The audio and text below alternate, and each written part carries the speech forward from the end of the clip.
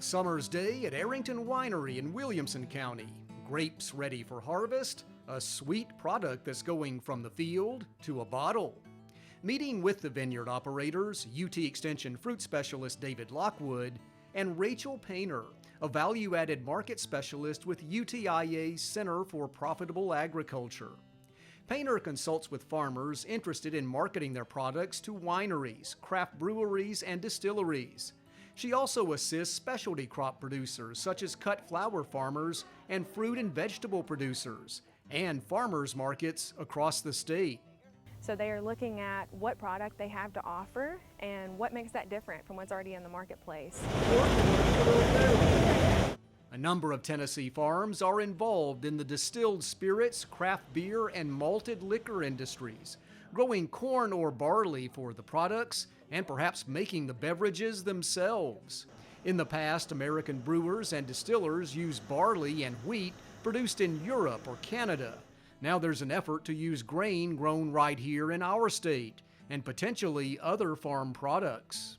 So as we look at growing barley and putting that into craft beer and distilled spirits, we can also look at growing different cultivars of grapes to meet consumer demand and make sure that our Tennessee farmers are profitable as well. There's a key word, profitable. Right in its title, the Center for Profitable Agriculture works with farm families statewide to provide guidance on analyzing, developing, and marketing value-added products. Now this agency that helps Tennessee farming operations expand and stay in business proudly celebrates 25 years of service. CPA has strong partnerships with the Tennessee Department of Agriculture and the Tennessee Farm Bureau Federation.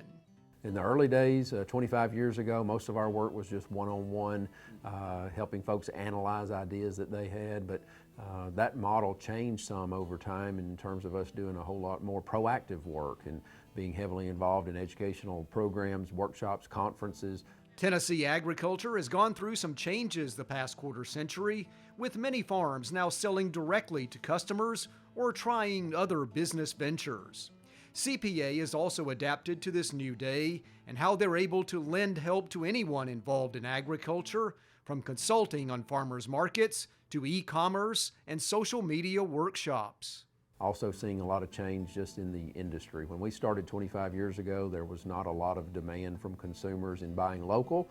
25 years ago, there was really no established agritourism industry, but now we have a Tennessee Agritourism Association, and we have a number of farm families that generate a significant amount of their farm income from agritourism. Visitors are always welcome at Apple Valley Orchard in Bradley County.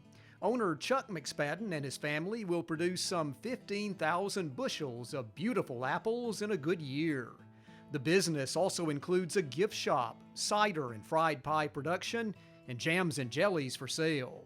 McSpadden says he's taken classes taught by the center and credits CPA for their guidance and help. I guess they've got some knowledge they share with you that maybe you don't think of.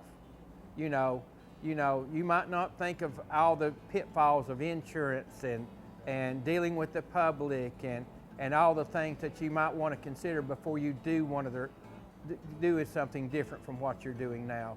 And they're just a great resource for all that information.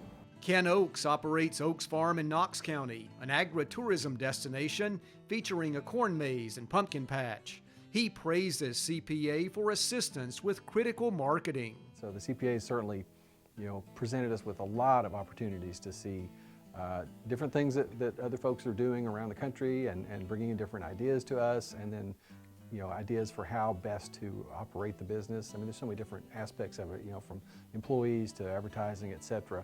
Agritourism's economic impact tops $50 million every year in Tennessee, and nearly 2 million people visit these operations. Megan LaFew with CPA has built tremendous working relationships with agritourism operations like Lucky Lad Farm here in Rutherford County, helping these businesses get started, maintain and market, and provide answers to important questions. We've been able to do studies about the industry and the consumers and help bring that information to farmers. It is really neat to get to work with farmers who are entrepreneurial and innovative and looking for ways to bring the public to the farm or market their products differently. A lot of times we might just answer a few questions for folks about regulations or ideas that they have, and other times we work with them for many years. Another relatively new venture for the center, working with disabled farmers, partnering with UT Extension's Agri-Ability program. Here producers, many of whom are also military veterans, are able to find modified equipment like lifts to get on and off tractors. In short, if someone wants to farm, no matter their situation, CPA and Agri-Ability will try to make it happen for them.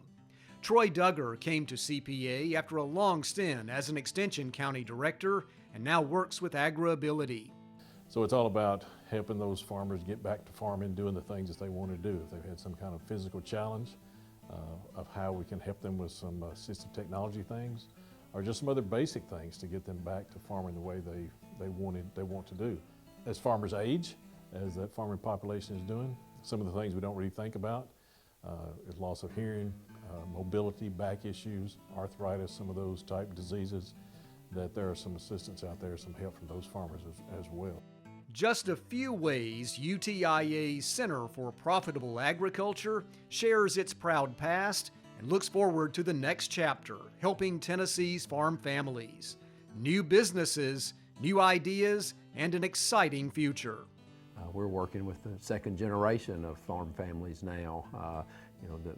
The family members that had 4-H'ers that were involved in 4-H projects are now the farmers themselves and raising their own families and being involved in value-added ventures, and that's rewarding to see. This job is such a joy. I get to do something new every day with it, and to work with people across the state in Extension and with our industry partners and with producers. And the best thing about it is learning how our work has touched somebody and really changed their life.